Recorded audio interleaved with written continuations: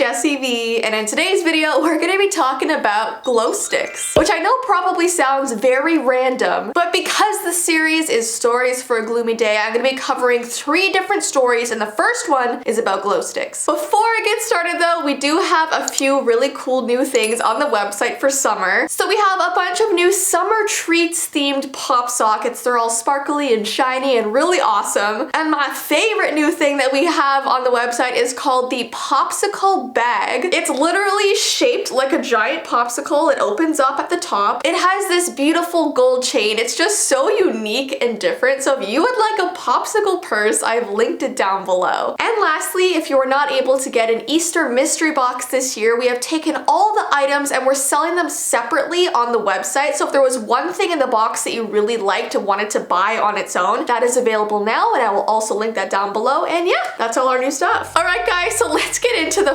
first story about glow sticks. But first, I wanted to talk about the whole inspiration and history behind glow sticks because it's actually quite interesting. Glow sticks were first made in the 1960s when a scientist named Edwin Chandros tried to copy fireflies. He thought it was fascinating how they gave off natural light. So he made the first glow stick from oxalochloride and hydrogen peroxide. Glow sticks started to become popular in the 1980s, and since then they are still very popular today. They're used in many different ways. They're used for emergencies, entertainment, parties, even in the military because they're very easy to turn on. They don't require any electricity or batteries. Now I have to ask you, when you were really young, did you ever have any of those like glow in the dark stars on your ceiling? That was my entire childhood. I loved those things. Also, speaking about glow sticks, this actually reminds me of a horrible memory. When my sister and I were little, she actually broke her glow stick, put the fluid into her mouth, and her tongue was glowing, and I was like, Mandy, that's gotta be toxic. Can you like go spit that out? She was fine,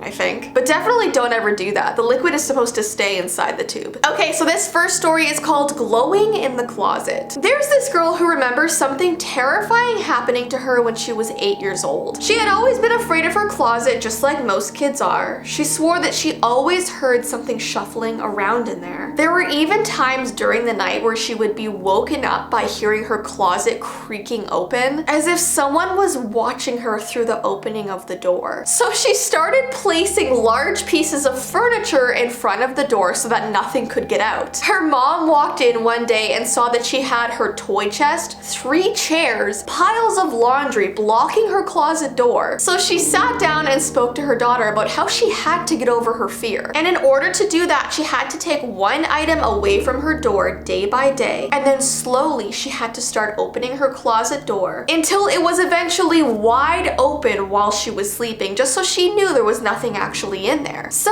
about a week went by of her removing all of the items until finally it came to the time where she had to have it slightly creaked open while she was sleeping. That night she had gone to a carnival with some of her friends from school, and she came home with a pink glow stick. She placed it on the floor of her closet and jumped into bed. She was able to fall asleep almost instantly, but around 3 a.m. she was suddenly woken up by a noise across her room. When she opened her eyes, she watched as her pink glow stick started lifting off of the floor. It was almost as if someone was standing there and was literally picking it off of the floor. She watched as it went up and up and up and up until finally it was glowing right in front of this terrifying wrinkled face in her closet. And that's how the story ends.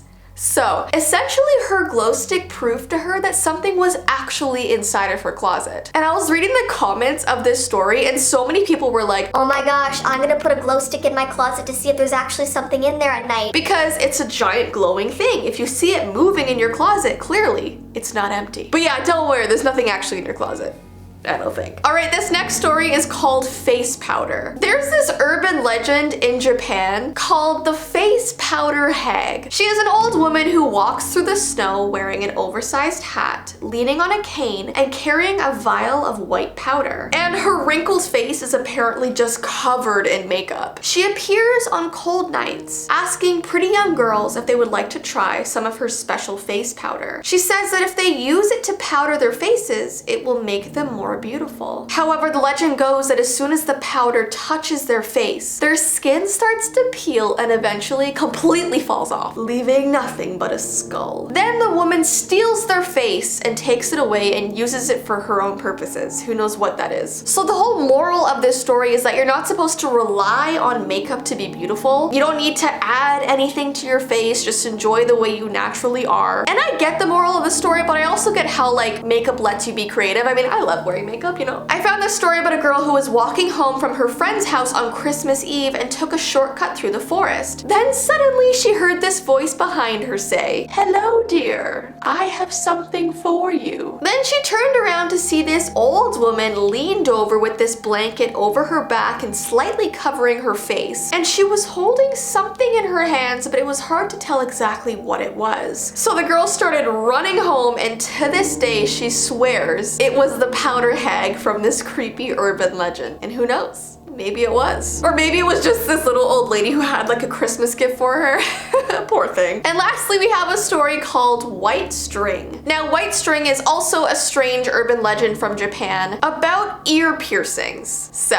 if you have an ear piercing, watch out. Now, during the 1980s, this legend was very, very popular, and a lot of kids were actually afraid to get their ears pierced because of this story. It's about a young girl who desperately wanted to get her ears pierced. Her parents said she was too young, but she pleaded with them. She told them that all of the other girls in her class had their ears pierced. Eventually, her parents agreed to let her do it. They gave her some money and told her to go to the local mall and get her ears pierced in a jewelry store. But instead, the girl decided to keep the money and pierce her ears herself, which you should never do. So she heated up the needle and did it herself. It really, really hurt, but she was delighted to finally be able to wear earrings. However, a few days later, the girl was in school when she began to feel a pain in her left ear. She also noticed that her left ear was extremely itchy. So during break time, she went into the bathroom and looked into the mirror. She saw that her ear was red and inflamed, which obviously would happen if you do this stuff by yourself. So she began to scratch at it and scratch at it. And when she looked closely, she saw what looked like the end of a white string sticking out of her earlobe. Thinking it was super strange, she started picking at it and pulling at it, and after a few minutes, there was a longer piece of white string hanging out of her earlobe. There just didn't seem to be any end to it as she kept pulling. Finally, she got a pair of scissors and cut the string, and suddenly, everything went black. She could not see. She was rushed to the emergency room of the local hospital where the doctor examined her. And when she told the doctor what happened, he was extremely shocked. And he said, "I'm sorry, but you're gonna be blind for the rest of your life. That was not white string. That was your optic nerve." And that is how the story ends. Now listen, I was reading this and at the very end I was like, wait, but your optic nerve is not inside your ear. It's literally inside your eye, like your face over here. But I think the reason why they made this story up was so that kids would like believe it and not want to pierce their own ears, which I mean, good. You definitely shouldn't do that. But just so we're being scientifically correct and wow. Just know that your optic nerve isn't in your ear.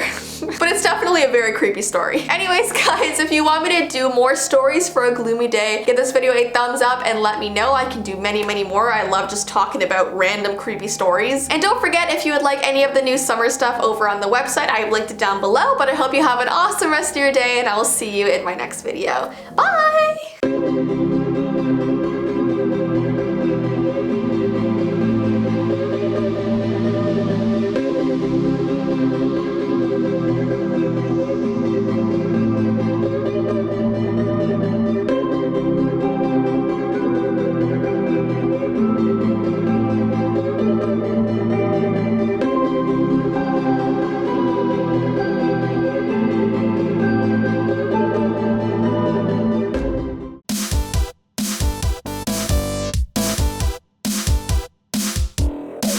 Bye.